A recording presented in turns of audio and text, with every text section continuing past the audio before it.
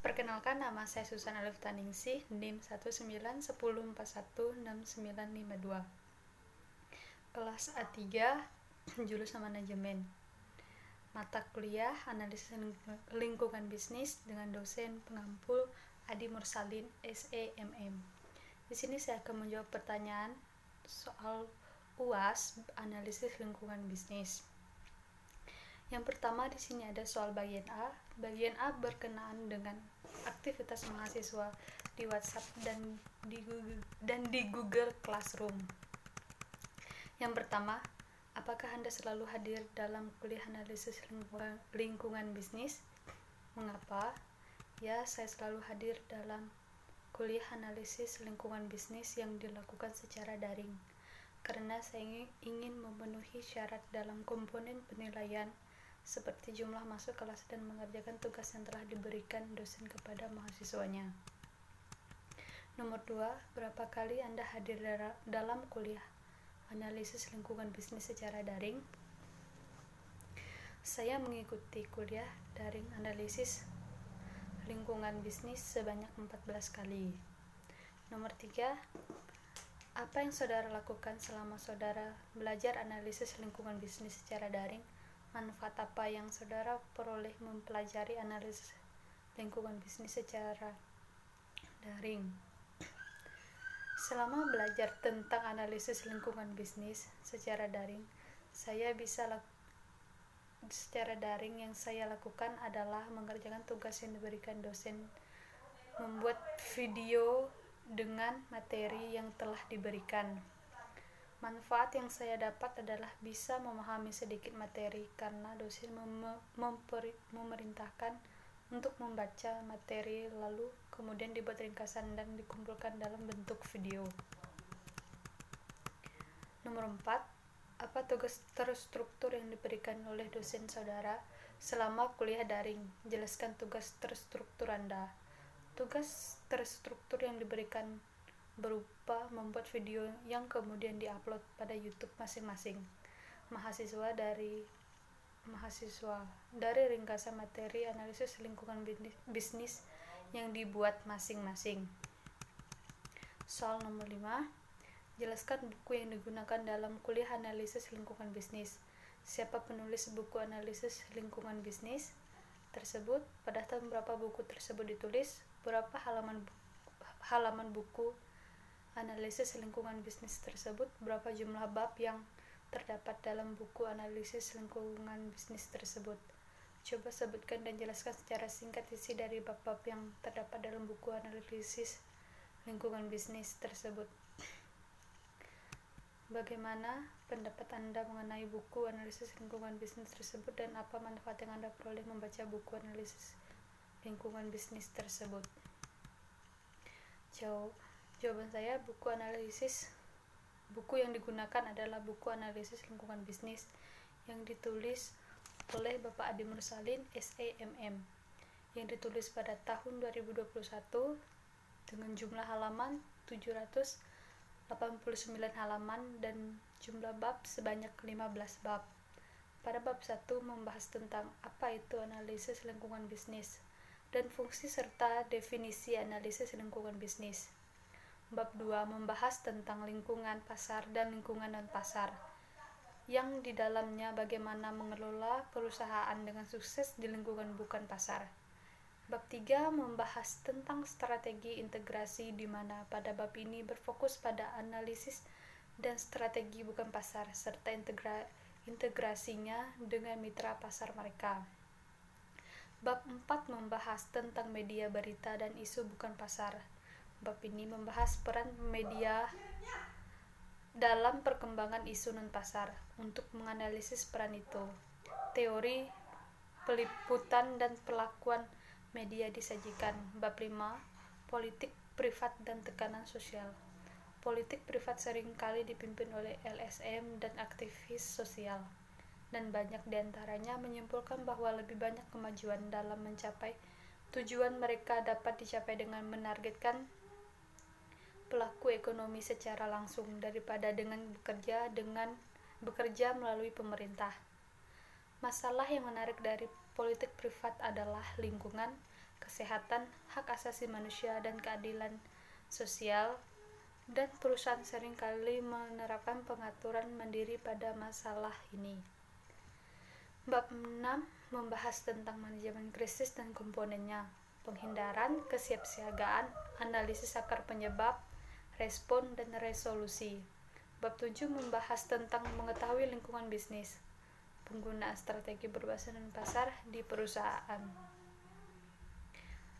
Menurut pendapat saya, buku ini sudah lumayan bagus, hanya saja untuk babnya agak sedikit berantakan. Manfaat yang saya peroleh adalah saya lebih sedikit bisa memahami materi-materi yang ada di dalam buku ini. Soal nomor 6, bagaimana kuliah daring analisis lingkungan bisnis memberi kesan kepada Anda? Platform media apa yang digunakan oleh dosen dalam memberi kuliah analisis lingkungan bisnis? Kesan saya selama melaksanakan kuliah daring analisis lingkungan bisnis, saya jadi sering untuk membaca materi karena tugas yang diberikan berupa meringkas materi. Jadi saya sering membaca untuk mencari materi yang ingin saya ringkas. Platform yang sering digunakan oleh dosen berupa Google Classroom dan WhatsApp. Kemudian soal bagian B. Bagian B ini berkaitan dengan teori-teori analisis lingkungan bisnis. Nomor 1, jelaskan pengertian manajemen krisis dan sifat penyebab terjadinya krisis. Krisis adalah situasi di mana kerugian terhadap orang atau properti telah terjadi atau akan segera terjadi. Krisis biasanya tidak terduga, dapat meningkat dengan cepat, dan dapat merusak kinerja operasi perusahaan, reputasinya, dan kredibilitas manajemen. Krisis seringkali membutuhkan tindakan di bawah tekanan waktu, sehingga manajemen harus bertindak dengan rasa urgensi.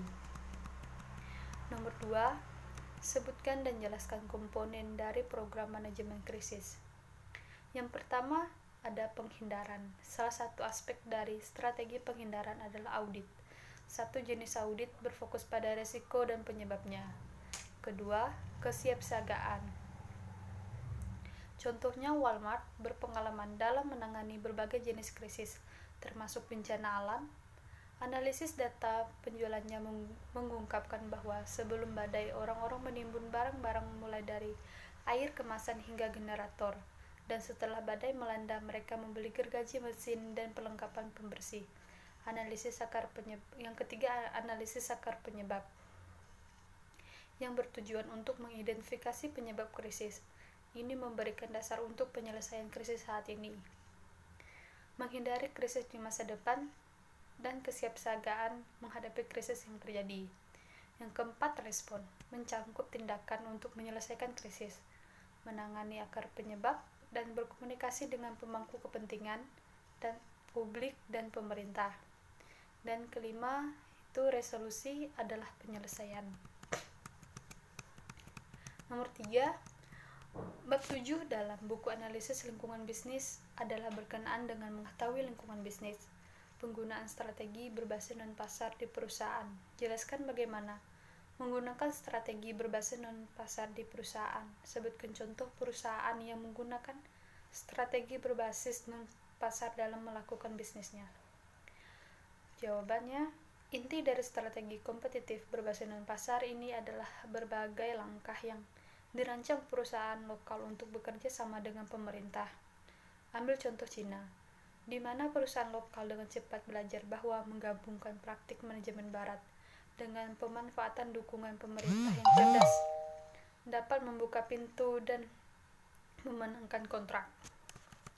Nomor 4, jelaskan apa yang dimaksud dengan strategi non-pasar umum dan jelaskan 3 strategi non-pasar generik atau umum tersebut. Strategi non-pasar umum. 3 strategi non-pasar generik adalah representasi, pembangunan mayoritas, dan penyediaan informasi. Strategi-strategi ini tidak eksklusif satu sama lain, tetapi dapat digunakan bersama jika ada sinergi. Yang pertama, strategi representasi.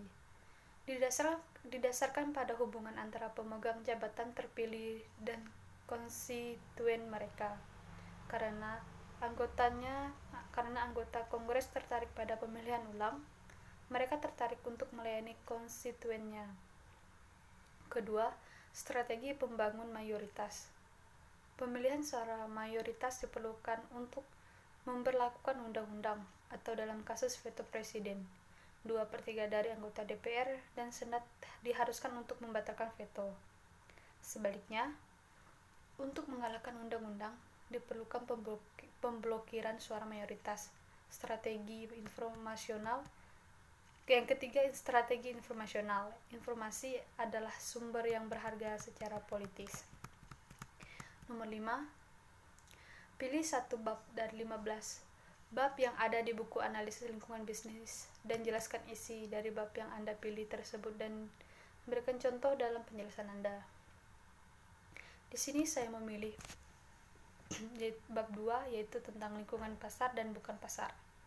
Lingkungan bukan pasar terdiri dari pengaturan sosial, politik, dan hukum yang membentuk interaksi di luar, tetapi berkaitan dengan pasar dan kontrak. Lingkungan bisnis dan pasar non-pasar saling terkait.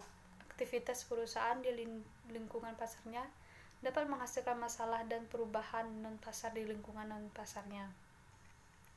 Perubahan itu dapat mengambil bentuk tindakan pemerintah, seperti undang-undang, peraturan, gugatan anti-monopoli, dan kebijakan perdagangan internasional. Contohnya seperti perilaku pasar Microsoft memperoleh perusahaan anti-monopoli di Amerika Serikat dan Uni Eropa. Microsoft dikenai denda 1,7 miliar US dollar karena telah melakukan pelanggaran, yaitu melakukan praktik anti-monopoli dan lalai untuk mematuhi peraturan yang telah ditetapkan. Contoh yang kedua, Nike identik dengan sepatu atletik, tetapi Nike tidak mendapat respek dari masyarakat karena masyarakat merasa khawatir tentang kondisi kerja yang kurang baik di pabrik pemasoknya, dan kondisi kerja yang kurang baik ini dapat merusak citra dan mempengaruhi kinerja pasar Nike. Nomor 6. Bagaimana peran pemerintah dalam dunia bisnis? Apakah pemerintah ini termasuk dalam lingkungan pasar atau lingkungan bukan pasar? Jelaskan jawaban Anda. Keterkaitan bisnis dan pemerintah diperlukan dalam upaya meningkatkan kesejahteraan seluruh masyarakat dengan masing-masing pihak menyelenggarakan fungsi sebaik-baiknya. Implikasi pengertian pemerintah dalam kaitan dengan bisnis adalah pemerintah berhubungan timbal balik dengan aktivitas yang menyangkut upaya kesejahteraan masyarakat. Pemerintah memiliki 4 peranan penting dalam dunia bisnis. Yang pertama, sebagai pengatur dan pemaksa. Kedua, sebagai konsumen. Ketiga, sebagai saingan. Keempat, sebagai pemberi subsidi. Menurut saya, pemerintah termasuk ke dalam lingkungan bukan pasar. Lalu, selanjutnya ada soal bagian C. Bagian C berkenaan dengan video-video yang berkenaan dengan analisis lingkungan bisnis. Video pertama membahas tentang lingkungan yang mempengaruhi bisnis. Beberapa hal yang membentuk lingkungan bisnis adalah kompetitor, pemasok, media, kelompok pelanggan, pemerintah, kondisi pasar, kondisi ekonomi, teknologi, pemodal, tren, dan beragam pihak lain yang berasal dari luar perusahaan. Teori-teori yang dibahas dalam video tersebut meliputi kebijakan pemerintah, strategi-strategi dalam menangani masalah internal, kestabilan ekonomi, perhitungan PDB, efek lingkungan bukan pasar, inflasi yang aman, neraca pembayaran dan nilai kurs, kestabilan politik, kebijakan pemerintah, faktor pemercepat pertumbuhan ekonomi, perkembangan ekonomi global dan luar negeri. Dengan video tersebut yang saya dapatkan, yaitu suatu bisnis itu dipengaruhi oleh lingkungan pasar, di mana lingkungan pasar tersebut dapat diantisipasi oleh bisnis itu sendiri karena kaitannya dengan internal bisnis. Strategi, apakah perusahaan mampu atau tidak mengikuti perubahan lingkungan bukan pasarnya. Video kedua membahas tentang dampak COVID-19 pada ekonomi Indonesia, yang artinya pertumbuhan ekonomi Indonesia sedang mengalami penurunan. Hal ini akan menyebabkan kemungkinan akan adanya PHK massal atau dirumahkan tanpa gaji, serta dampaknya juga pada penurunan secara serentak pendapatan, dan dapat menyebabkan kemiskinan, di mana di sisi lain biaya kesehatan meningkat di tengah COVID-19. Teori-teori yang dibahas dalam video tersebut adalah tentang yang pertama, pertumbuhan ekonomi Indonesia di triwulan kedua, sektor yang paling besar mengalami kontraksi atau penurunan, apa saja yang perlu dilakukan pemerintah Indonesia untuk mendorong ekonomi Indonesia di tengah pandemi COVID-19. Yang saya dapatkan dalam video tersebut adalah bagaimana pertumbuhan ekonomi Indonesia pada saat pandemi, apa saja dampak yang mempengaruhi hal tersebut, serta sektor apa saja yang paling mengalami penurunan, yaitu sektor transportasi dan pergudangan. Sekian jawaban dari saya. Terima kasih.